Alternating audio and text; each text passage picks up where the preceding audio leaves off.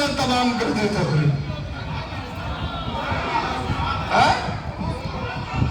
اس خاندان سے کسی کا قیاس نہیں ہو سکتا. انبیاء مرسلین کا مقابلہ اہل بیت سے نہیں ہو سکتا. تم اصحاب کو کہاں لے کے آئے ہو؟ یہ کس گنتی میں آگے بھائی؟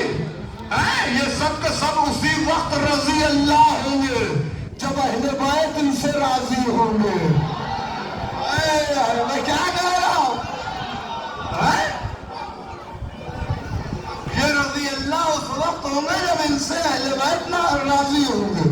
تم اصحاب کو لے کے آتے ہو. ارے ہمارا معیار بہت بلند ہے, ہماری صحت پر کوئی اثر نہیں ہوتا. میں نے کل ہی کہا تھا, علامہ ہلی کی بات کی تھی نا, کہ انہوں نے کیا کہا کہ جب کسی نے کہا کہ علی نے فلاں کے پیچھے نماز پڑھ لی, انہوں نے کوئی نوٹس ہی نہیں لیا. کیوں نہیں لیا؟ میں پڑھی ہوگی کیونکہ علی کی عظمت پر فرق نہیں آتا. ایمان تو اس کا رخصت ہو رہا ہے جو علی کے آگے کھڑا ہو گیا. سمجھ رہے؟ ہمارے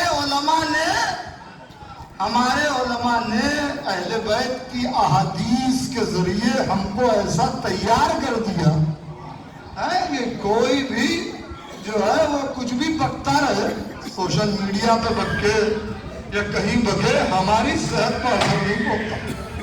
ہماری صحت یہاں انبیاء و مرسلین کے خاندان سے مقابلہ نہیں ہو سکتا. ربیکہ اتنی بلند ہے کہ اس وقت سے اتنے رشتے, مگر میں نے نہیں دیکھا تاریخ میں کہ کبھی ربیکہ آئی ہو اور ان کے باپ حضرت لوط ان کی تعظیم کے لیے کھڑے ہو گئے. ارے میں کیا کہہ رہا ہوں؟ مگر وہ سیدہ ہے کہ جب سیدہ آتی ہے تو رسول خدا تعظیم کے لیے کھڑے ہو جاتے ہیں. ایک جملہ کہہ دو, قرآن سے ان کا مقابلہ نہیں ہو سکتا. دلیل دے رہا ہوں بھائی, اگرچہ ثقلین کا معاملہ ہے مگر یہ ثقل اکبر ہے. اور بہت سی کتابوں میں تحریریں کی ہے اہل بیت ثقل اکبر ہے, بڑے اکبر ثقل ہے. یعنی